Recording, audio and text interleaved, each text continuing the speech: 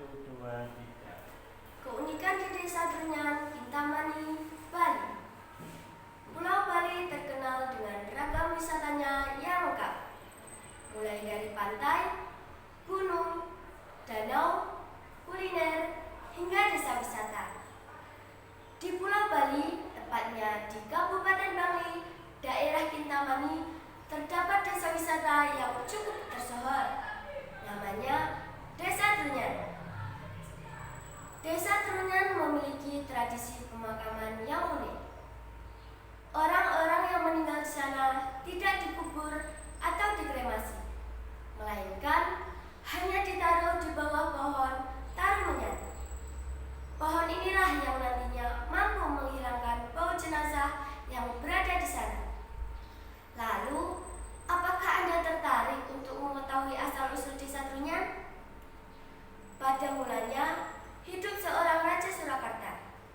Ia memiliki 4 orang anak yang terdiri dari 3 lelaki dan 1 perempuan.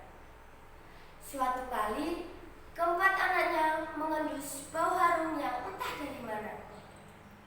Si anak bungsu, satu-satunya anak perempuan, mengatakan bahwa bau harum berasal dari timur. Mereka memohon izin kepada Raja Surakarta untuk mencari bau itu. Sang raja mengizinkannya. Mereka pun berangkat menuju arah timur. Setelah berhari-hari melakukan perjalanan, mereka tiba di Bali. Semakin semerbak baunya, mereka semakin penasaran.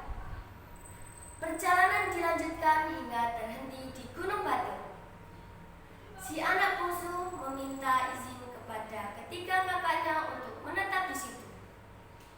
Ketiga kakaknya pun memberikan izin. Kemudian, ketiga lelaki itu melanjutkan perjalanan. Namun, dalam perjalanan, pertikaian terjadi di antara anak pertama dan anak ketiga.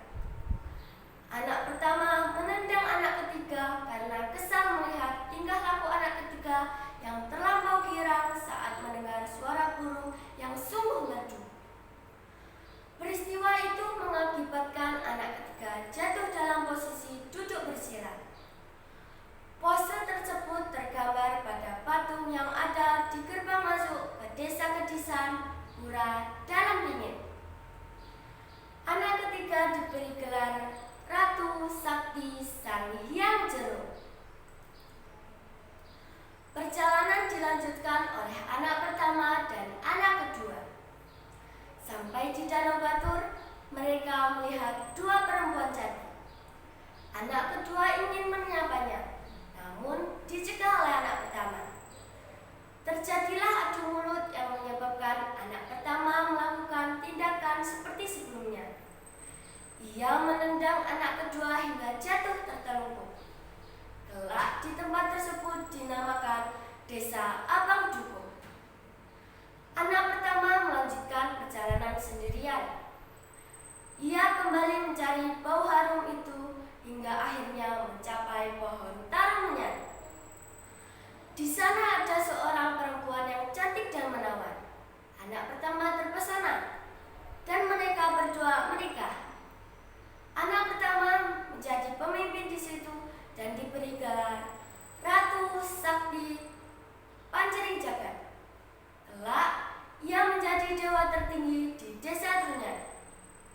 Sedangkan istrinya mendapatkan gelar Ratu Ayu Pengit Dalam Dasar yang kemudian menjadi pelindung Danau Batu.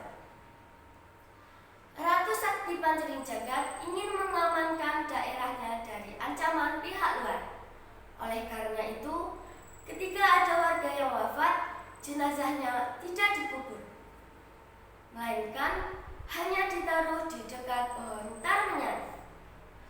Pohon itulah yang mengaburkan bau jenazah dan mengeluarkan bau harum.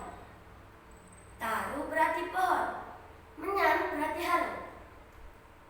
Namun, tidak semua orang yang meninggal di sana jenazahnya boleh diletakkan di bawah pohon tarumenyan. Jumlah jenazah yang ditaruh di bawah pohon tarumenyan tidak boleh lebih dari 11 orang. Selain itu, ada beberapa syarat yang harus terpenuhi. Di antaranya, jenazah harus meninggal secara wajar, sebelumnya telah menikah, dan anggota tubuhnya lengkap. Adapun jenazah yang tidak memenuhi persyaratan tersebut akan dikuburkan.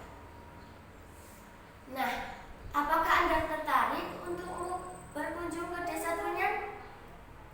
Jika berminat untuk berkunjung, Anda perlu memperhatikan aturan yang berlaku di Desa Trunyan, yaitu tidak berbicara kotor dan tidak mengambil barang apapun di Trunyan.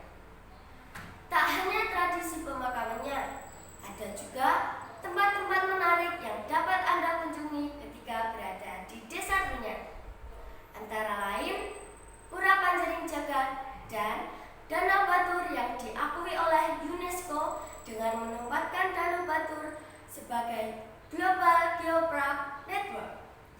Demikianlah keunikan dan keindahan Desa Trunyan